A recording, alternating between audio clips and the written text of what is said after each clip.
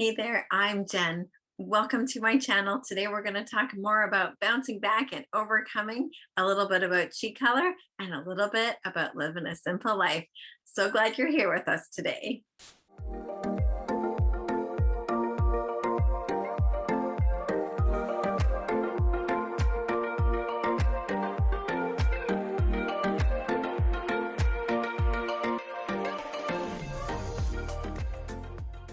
Okay, so today we get to talk about one of my most favorite years of my life. Probably one of the most basic ever, but that was part of the beauty of it all. So I don't know if you've heard a whole lot of my story. There's several videos here on my channel just about short snippets of what I went through from an abusive relationship that I was in. I was in that relationship. My marriage there was almost 10 years. And then I broke free from that, started a whole new life, took my two little kids. We moved across the country, started all over. I now have four boys, a beautiful man in my life that means the world to me. And life is so much better. But the very first year that I spent away across the country, way away from friends and family, was actually one of the most beautiful years of my life. And it was that way because it was so simple. I actually didn't have a lot of answers to a lot of questions in my life. The only real thing that I did know was the roof over my head was paid for. That was it, pretty much it. So what happened is I moved across the country when I could. It took me a year to have permission from my abuser to be able to move across the country. I was not leaving without my children. They are the most important thing to me. And I absolutely had to make sure that they got to come with me. And so it took me a year to get his permission. I had to have my abuser's permission to leave the province with my children. That's a big deal. That didn't happen without a move of God. And I mean the literal move of God. I was married to a psychopath. You don't get them to do what you want them to do, hardly ever. And it literally took a move of God to move in his heart to give us permission. A whole year, 12 months, a very dark winter. There was no child support in that year. We hadn't even gotten to that part yet. He made no offer to help. He didn't do anything outside of what he absolutely had to, and that was save his own butt. So when I was able to move, we came with very little. By that time, I had sold everything, sold the house, whatever I moved with fit in my van. That was it. The dog and I drove across the country together. And I had this little apartment, little one bedroom apartment that I had never actually seen with my eyes, but it was waiting for us. And I couldn't wait for our fresh start. And actually, the day that we moved in, so my ex flew with the two boys out to where we were moving to, about 2 hours or so from where I was going to live because his parents lived there. So he flew with the kids and brought them across the country. That was hard, but it worked. And I had faith that he would do what he said he was going to do. And he did. And I drove my van with the dog and, whatever was left of our little life that we were coming here with. And I showed up, and that day, so he was bringing the kids. I was getting the keys to my apartment. He was going to leave. We were all, the kids and I were going to move in, and it was going to be great. And I got the kids from him. I thought he left. And when I went to go into my new life, into my new apartment that I had fought so long and so hard for, I lived through an Alberta winter with no proper heat, no proper electricity, and no proper food to get here, to have this moment, my moment of freedom. And when I opened the door, he was in my apartment. He had somehow flashed his badge, because he is a police officer, flashed his badge and convinced the supervisor of the building that he should get in somehow. I have no idea. But he was in my place of freedom. He was in my apartment. So when I opened the door, the first thing I saw was his face. It was one of the hardest moments that I have ever had to endure after everything it took to get there. I remember calling my mom on the phone and I was sobbing. I was so upset. How could he be in my little nook of freedom that I had worked so hard for? I drove for 4 days straight by myself to get here. Never mind everything else that had happened. Anyway, my mom, being one of the sound voices in my life at the time, said to me, Jen, he has to get in on a plane and come home back to go back to work. He's going to leave. He had to see it. She said he had to see it with his own two eyes to know that it was really a 1 bedroom apartment. We were living there on our own. I'm like, just as I said I was going to do, I was a 1 bedroom, cute little apartment. Anyway, so that day was really hard. But after that, it was, I learned later that the supervisor told me that it was the best apartment in the whole complex. She's like, the lady that lived there before had fixed up the cabinets. She was actually taking carpentry school and she fixed up the cabinets. And it's true, I had like these little cabinets that actually had glass doors in them. So they were kind of fancy.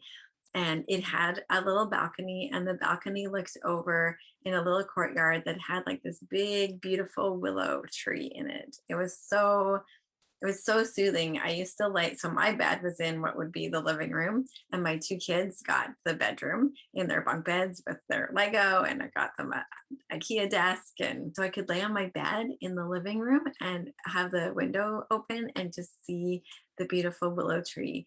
And the light would come through it. And I remember when I was stressed, I would just lay there and just breathe it in and just see the greenery and the little light flickering through.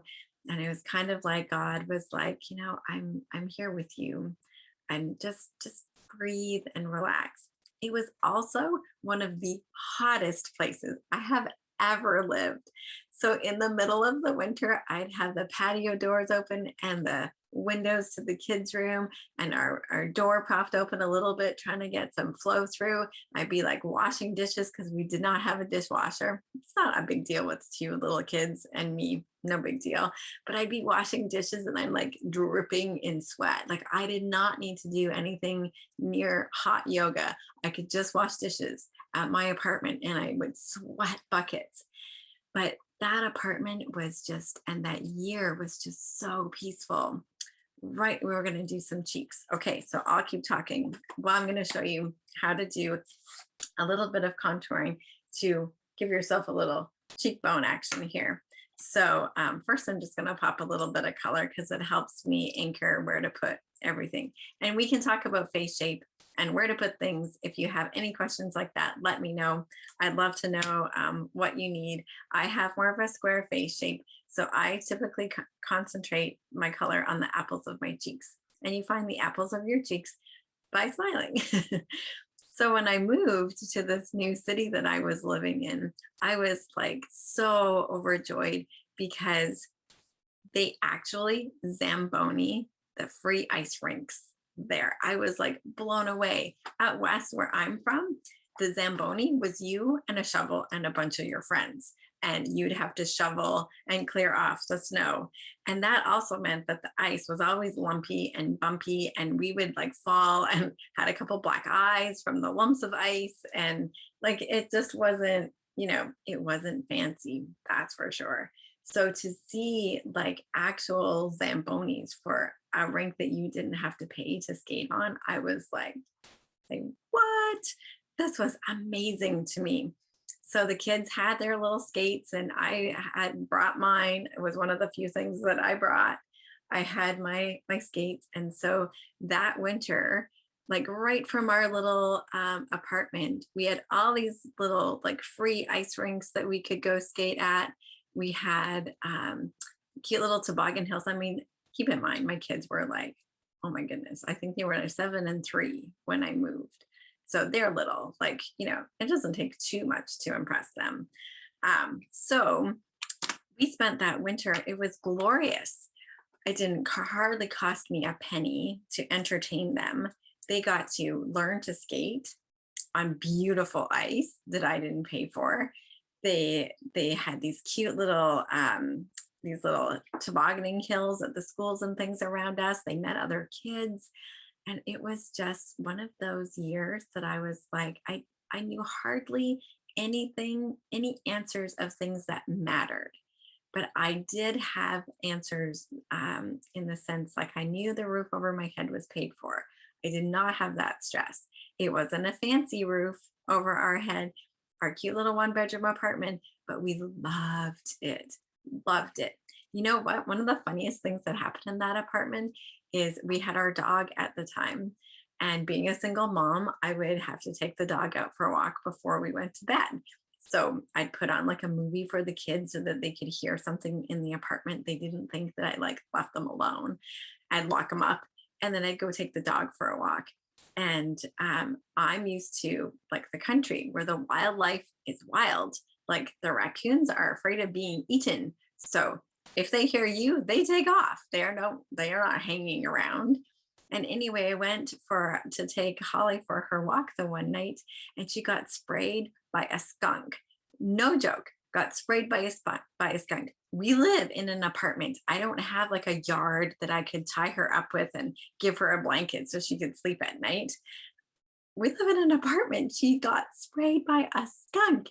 And I don't know anybody to call anybody for any kind of help. It was like 11 o'clock at night.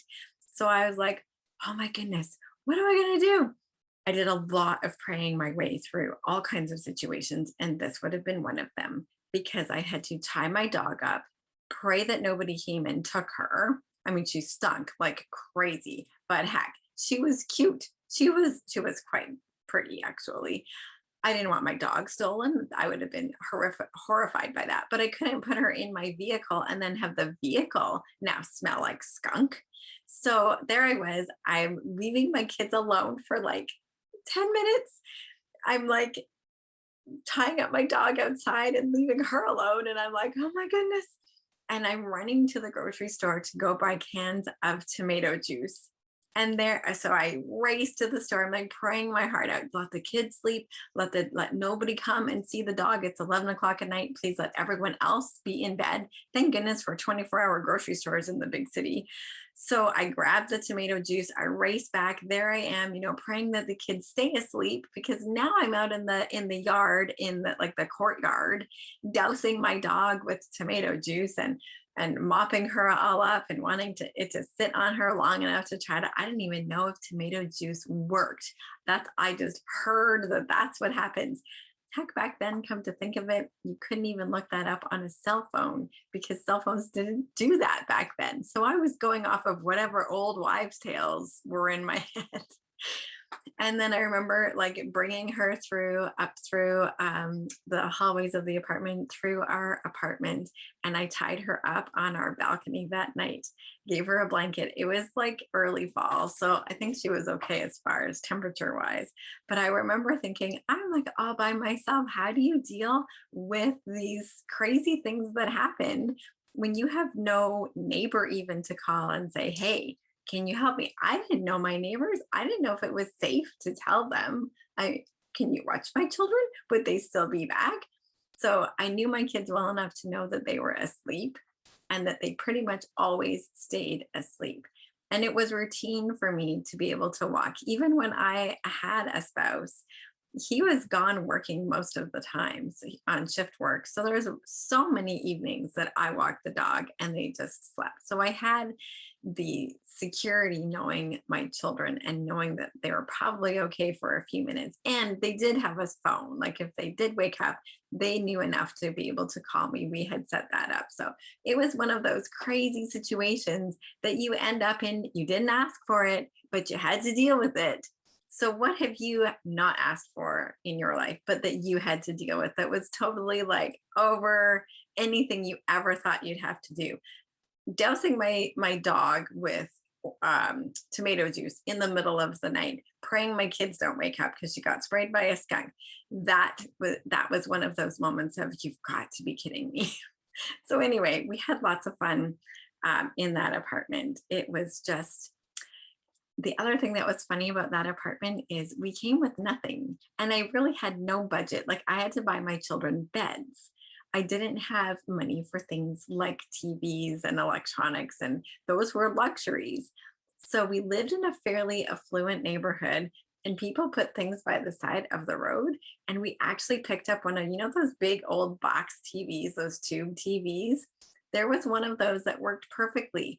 We picked it up and put it in our apartment. We had used that TV for, I think, like 7 years after that. That TV just went on and on and on. And the kids would just watch DVDs at the beginning because we didn't even have cable. And then they used it later on to play their video games on. So, all kinds of fun stories, all these things that, it was just one of those years where we had like a discarded TV. It was just the three of us, and it was but the peace and the simplicity of everything. And we just walked and lived in this layer of trust that, you know what, after everything we've been through, whatever we're going to face here, it was going to be okay. And I don't know, it just gave us this, like, it was an incredible year. You want to put the color in your apples of your cheeks. I extended a little bit. Now, when you want to like create a nice cheekbone, if you look at where your ear is here and you go a tiny little bit of like a finger width above your ear, there's a little indent here. You can actually see it in my hairline, kind of right there. But if you can actually feel it on yourself. And this is where you want to actually start your contour up here and extend it down. See where that line is? Woo! And then you just want to brush it up to blend it in. And it's really subtle. So on camera, it's always, I have to add more color so you guys can see it. But in person, you don't need as much. So I added a little extra so you can see. So this is how you like chisel out a cheekbone without having one. There you go. And then now you can see it has a more accentuated line there. And then you can do this on the other side. So remember, same thing. This is where your ear is. And then right about here is where that indentation is. And then you just add your color in there. And then you just feather it up and soften it. And you can feather it in, but mainly up. And it brushes it up and out, up and out. There you go. Okay. So now you learned how now you learn how to have sleeping children, douse your dog with tomato juice to take care of that problem, have cheekbones. This takes off like at least about, well, let's say 10 pounds off your face. Gives you that more chiseled look. You can accentuate that. Oh, if you want to do a other quick, really easy little, like everything's about highlights and contours right now, highlights and contours. So there was your quick little contour there to give yourself some cheekbones. And then you can just lighten up the center of your face, go down your nose, a little on your Cupid's bow, a little bit here on your chin. You can do under your eyes. And that is a really simple, easy way to like contour your face for like an everyday kind of look. So light all down the center part, do your little highlight here, a little pop of color on your cheeks, and you're good to go. So I hope today that you are entertained by my dog story. I wasn't even expecting to share that with you. But living simply, I think that was the year that things were just the most simple they had ever been. I couldn't handle any complicated. We had no extracurricular activities that year outside what the kids did at school. I had no, wasn't attached to a faith community really at that time, because we just needed a year to just be and just recuperate and heal from everything that we had gone through. The glory of that, the simplicity of, they went to school, we came home, we had dinner, we had bedtime stories, They went to bed. I walked the dog. I read my inspirational things. I went to bed. We got up.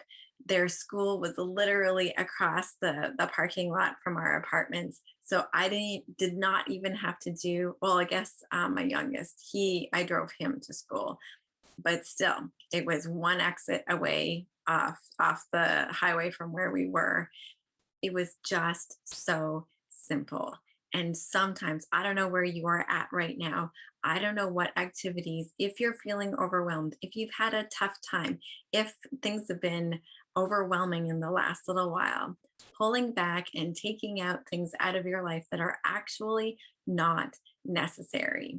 My kids were fine not being in sports that year. In fact, they needed the break. So, do your children need a break? Does your husband need a break? Do you guys just need to be able to have the freedom to go hold your hands and go hold each other's hands and go for a walk at the end of the day? Do you need to be able to just, watch a funny old sitcom, like the old show, so that it doesn't have any political overtones, and it was just more simple back then? Do you just need to be able to take something, give yourself permission to take things off your plate and go, you know what, I'm just going to breathe, and I'm just going to be read a book, read a book in bed. I didn't have a couch. I relaxed and laid on my bed. I let that sunlight just waft over me, open up the windows and the curtains when it was nice, and just let the breeze waft over me. I played Lego with the kids, and we just had this most glorious, relaxed year with no expectations. So let me know put in the comments down below. What can you let go of today? What's one thing that you can just stop doing and give yourself the space to be able to just have more room to breathe? I'd love to know. I'd love to be able to cheer you on and support you in that, because it takes a community sometimes for us to be able to make change. And that's what I love to help you do. So thank you so much for joining me today. Thanks for listening to my fun little story about our simple life year. Not that we haven't had any more simple life moments, but let's face it, we recovered and we were able to do more. And when you take a moment, it doesn't always have to be that way, but when you take a moment to give yourself that space, you can use it as a springboard to go and go higher and go further and go longer. So thanks for joining us today. Thank you so much for watching, and I'll see you soon.